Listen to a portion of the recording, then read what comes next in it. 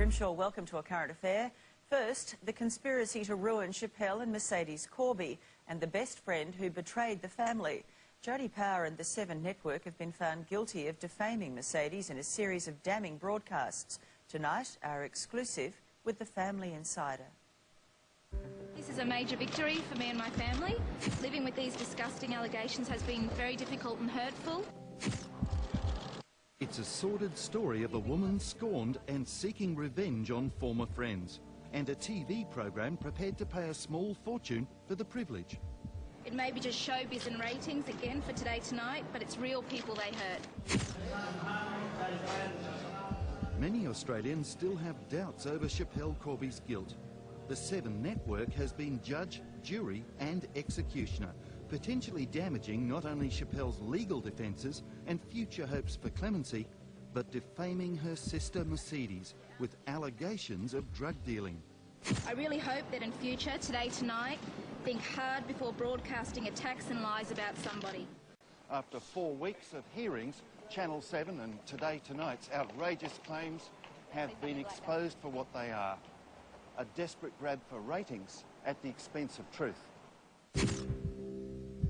In one corner, the Corby clan.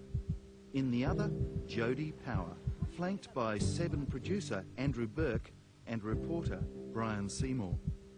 You're feeling like a bit of a goose today, Brian? No, not at all, mate. You've cost your network $500,000 or more. Don't you feel you've been totally ridiculous with those stories? Not at all. How do you feel? This million-dollar case boils down to one person turning on another, selling her story and her soul for $100,000. For 14 years. Jodie's claims about Mercedes painted her former friend as a frequent drug user and dealer, but a jury found it was all fiction. Was she selling marijuana? She has a few times that I've been at her house and people have gone to pick it up. Jodie's always wanted to be rich and famous. Now she's rich and infamous. Michael Ripley was married to Jodie Power for 7 years, but when she made those startling revelations, he came out in defence of Mercedes. Never seen them smoke a joint? No. Ever seen them have dope in their house? No. She's the godmother of my son. I trust her.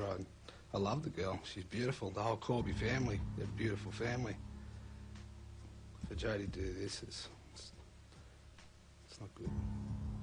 There were a number of people close to the Corbys Today Tonight could have interviewed about Power's claims, but the program chose to press ahead with her wild allegations. We are paying you for this interview. Mm-hmm.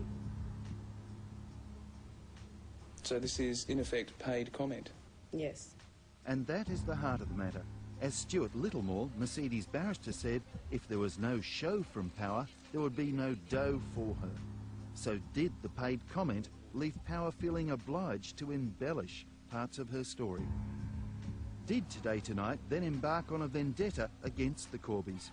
Just a couple of months after the first interview, they lured Mercedes to a confrontation with Jodie and reporter Seymour. Their bait on this occasion was an outright lie.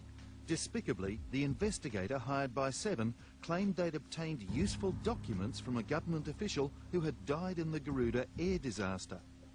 While the muckraking continued in Australia, in Bali, Schapelle remained in jail. It's 3 years this week since Schapelle was actually found guilty in the court in Bali. Back in Sydney, Mercedes celebrated her victory with an act of defiance against the program she's come to despise.